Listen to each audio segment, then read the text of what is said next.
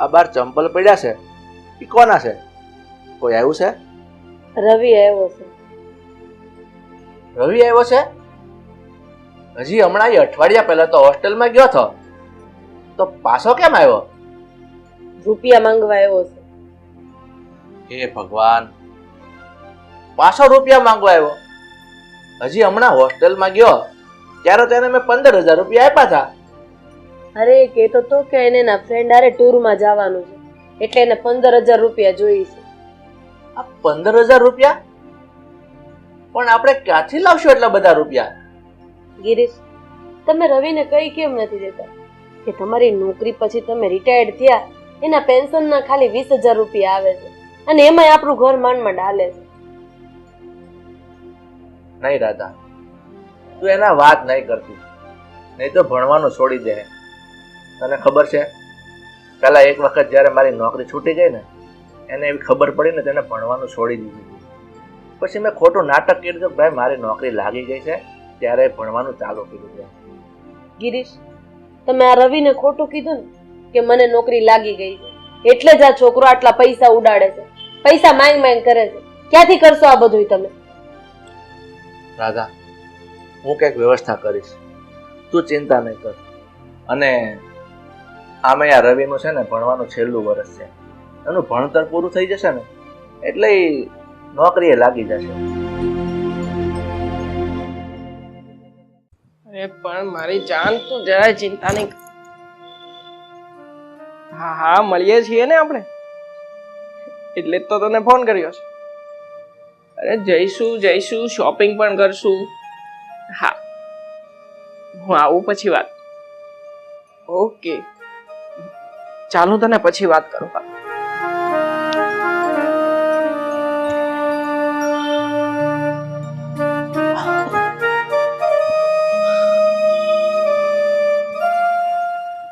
રવિ બેટા, તારે કેટલા રૂપિયાની જરૂર છે?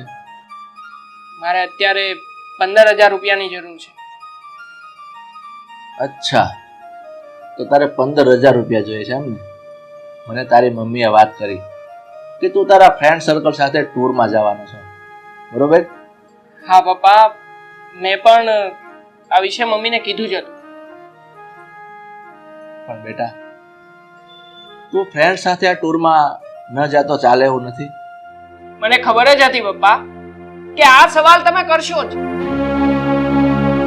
બેટા, મારો પગાર હજી નથી થયો, પગાર થવાના હજી વાર છે, અને તું જેટલા રૂપિયા માંગે છે ને એટલા રૂપિયા અત્યારે મારા હાથ પર નથી.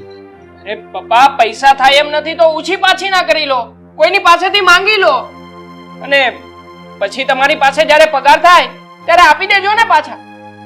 પણ બેટા, તને તો ખબર છે ને કે મારો પગાર ફક્ત 20,000 રૂપિયા છે, અને એ 20,000 માંથી તારો ભણવાનો અને ઘરનો ખર્ચો માંડ હાલે છે. એમાં તું તારા ઉપરથી આવા ખર્ચા કાઢ, એ ક્યાંથી કાઢવા? અરે પપ્પા, પણ આમ છોકરા પાલવવાની તેવડ ન હોય ને તો છોકરા પેદા જ ન કરાય ને. રવિ, શું બોલ્યો તું? શું બોલ્યો? બોલવામાં જરાક ભાન રાખ. તને ભાન છે તું કોની સામે વાત કરી રહ્યો છે? હા, તારા પપ્પા છે. અરે એની સાથે કેમ વાત કરાય એ તો શીખ. તે હા, તો સાચું જ કહું છું ને. હું જ્યારે તમારી પાસે રૂપિયા માંગુ છું ત્યારે તમે બંને જણા રોદના રોવા બેસી જાવ છો.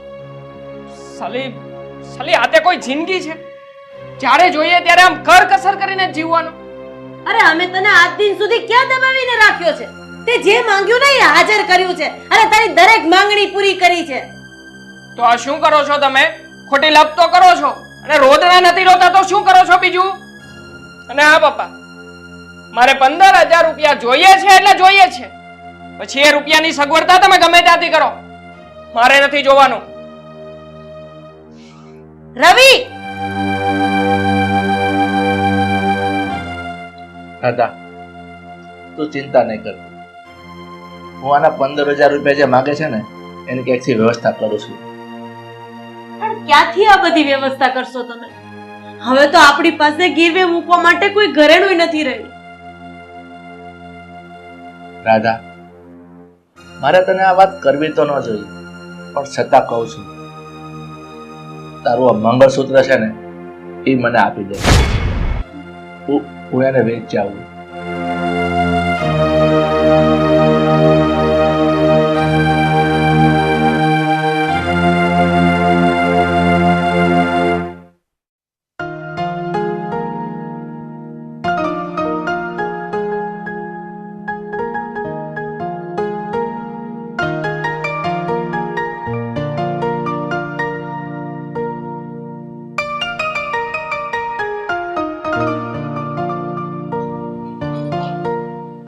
પિયુષભાઈ શેઠ, આવો આવો ગિરીશભાઈ આવો, બેહો.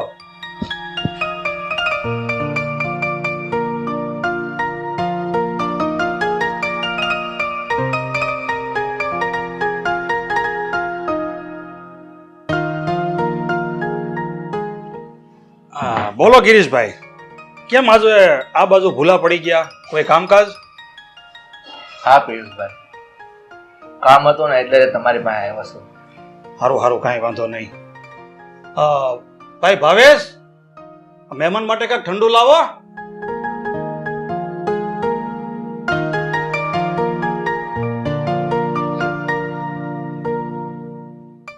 લ્યો લ્યો.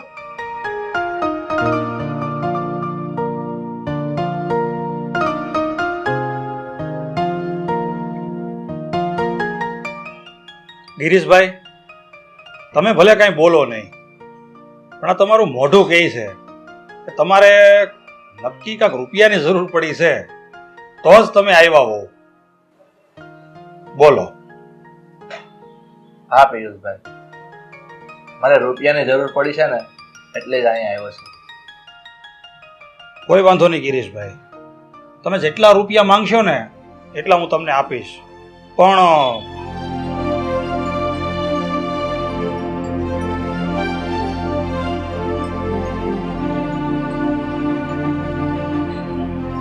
પિયુષભાઈ, આ મંગળસૂત્ર મારે વેચવાનું છે. એ 1 તોલાનું છે, એનું શું આવશે?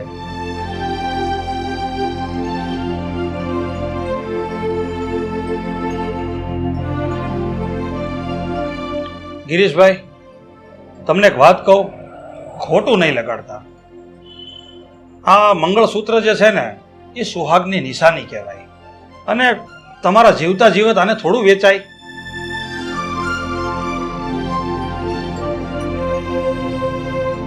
પિયુષભાઈ, આ છોકરાની જીદ પૂરી કરવા મારી જાત સિવાય મારી પાસે બીજું વેચવા જેવું આના સિવાય કાંઈ નથી. તો પણ ગિરીશભાઈ, છોકરાને ના પાડી દેવાય કે મારી પાસે રૂપિયાની સગવડ થાય એમ નથી. પિયુષભાઈ, આ છોકરાને ના પડાય એમ નથી. અને જો હું ના પાડીશ ને તો એ ગુસ્સામાં આવીને એનું ભણવાનું છોડી દે, પછી એનું આખું વરસ બગડી જાય. એટલે તમે આ મંગળસૂત્ર લઈ લો અને એનું જે આવે ને એ મને આપી દો. ગિરીશભાઈ, આ મંગળસૂત્રને તો લગભગ 48,000 રૂપિયા જેવું આવે, પણ હવે તમે મારા જાણીતા છો એટલે હું તમને 50,000 રૂપિયા પૂરા આપું છું.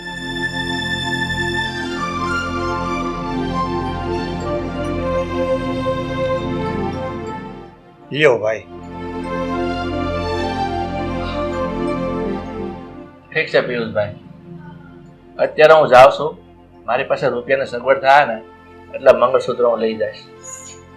સીતારામ. સીતારામ ભાઈ, આવજો.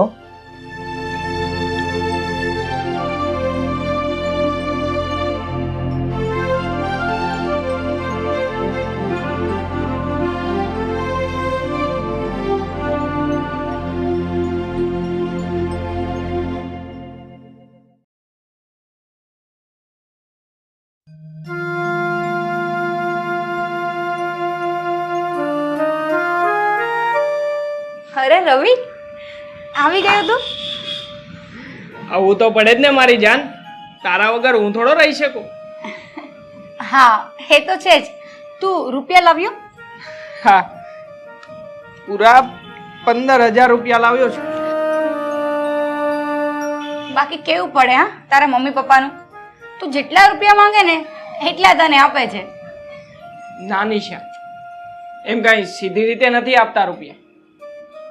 કેટલાય માથા પછાડવા પડે છે આની માટે. અને સાચું કહું ને તો આ રૂપિયા કઢાવતા તો દમ નીકળી જાય છે માર. રવિ, હું જાણું છું કે તારા મમ્મી પપ્પા એમ સીધી રીતે રૂપિયા આપે ને એવા નથી. તારે મહેનત તો કરવી જ પડતી હશે. પણ હવે આ ઘર મારું છે, અહીં આપણે બંને સાથે રહીશું, તેનો ખર્ચો તો લાગે કે નહીં? એટલે ઘર મારું અને ખર્ચો તારો. હા હા, હું ક્યાં તને ના પાડું છું.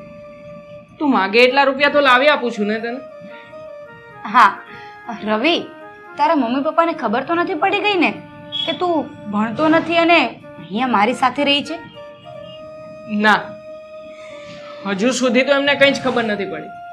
ને ખબર પડે તો એ શું છે, જ્યારે ખબર પડશે ને ત્યારે જોયું જશે. સારું, ચાલ હવે એ બધી માથાકૂટ છોડ. આજે રૂપિયા આવ્યા છે ને તો આપણે બહાર હોટલમાં જમવા જઈએ, ત્યાંથી પછી મૂવી જોવા જઈશું અને થોડી શોપિંગ પણ કરતા આવીએ. જરૂર, જેવી મારી રાણીની ઈચ્છા. હા મારા રાજકુમાર. સારું, ચાલ હવે હું ફટાફટ રેડી થઈને આવું.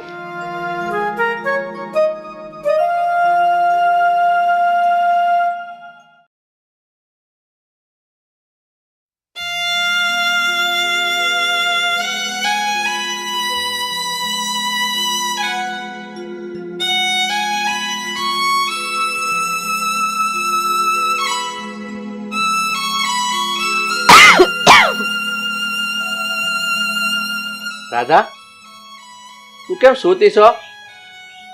તારી તબિયત સારી નથી? તો હાલ તને દવાખાને લઈ જાઉં. ઘરમાં અત્યારે કેટલી તાણ હાલે છે, કેવી રીતે હું દવા લેવા જાઉં? થઈ જાય એ હરખું. રાધા, હું એક એવો તારો અભાગ્યો પતિ છું. તને તાવ આવે છે તો આ તાણ ખેંચના હિસાબે તને દવાખાને નથી લઈ જઈ શકતો. અરે પણ એમાં તમે આટલું બધું દુઃખ કેમ લગાડો છો? તાવ તો સામાન્ય બાબત કહેવાય, મટી જાય એની હાથે હાથે. રાધા, આ આપણો દીકરો રવિ હદ બહારના ખર્ચા કરે છે, એના મન ફાવે એમ રૂપિયા ઉડાડે છે, અને આપણાથી એને કઈ કહેવાતું નથી. હશે ગિરીશ, જવા દો ને. હવે આપણો એકનો એક દીકરો છે, એને આપણે લાડ નહીં લડાવી તો બીજું કોણ લડાવશે? હવે આ બધી વાત મૂકો અને તમે એક કામ કરો, આ બાજુવાળા ગૌરીબેન ત્યાંથી કડવી ફાંકી લઈ દો ને, એ હું લઈ લઈશ ને એટલે તાવ મને ઉતરી જાય. કાંઈ વાંધો નહીં રાધા, તું આરામ કર, હું હમણાં ફાંકી લઈ આવું છું.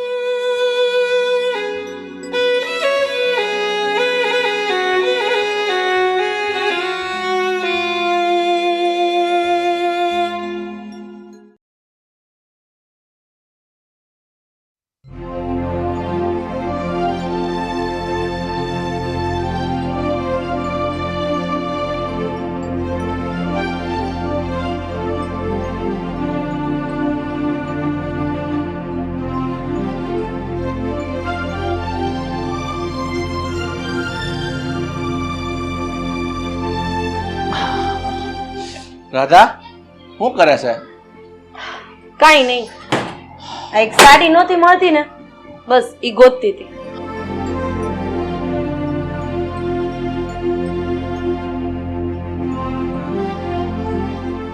રાધા, આપણા રોહનના કઈ સમાચાર? એની પરીક્ષા હતી. ઈ આવે ને ત્યારે એને જ પૂછી લેજો. અરે પિયુષભાઈ, તમે અમારે ઘરે અને આ રોહન તમારી હારે? બેહો પિયુષભાઈ.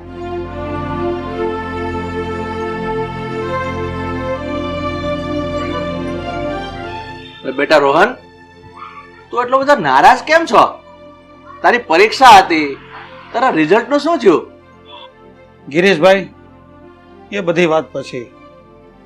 પહેલા તો તમે આ મંગળસૂત્ર પાછું રાખી દો. કારણ કે મારે તમારી મજબૂરીનો ફાયદો નથી લેવો, અને આમ પણ તમે તો મારા મિત્ર છો, એટલે પૈસાની સગવડ જ્યારે થાય ને ત્યારે આપજો. પિયુષભાઈ, એ બધી વાત તો ઠીક છે, પણ આ મારો દીકરો તમારી સાથે ક્યાંથી? ગિરીશભાઈ, હું જ્યારે તમારા ઘેરે આવતો હતો ત્યારે મેં રોહનને રસ્તા ઉપર ગંભીર અને દુઃખી હાલતમાં જોયો. એની પાસે જઈ અને મેં બધી વિગત જાણી, અને પછી હું એને તમારે ઘરે લઈ આવ્યો છું.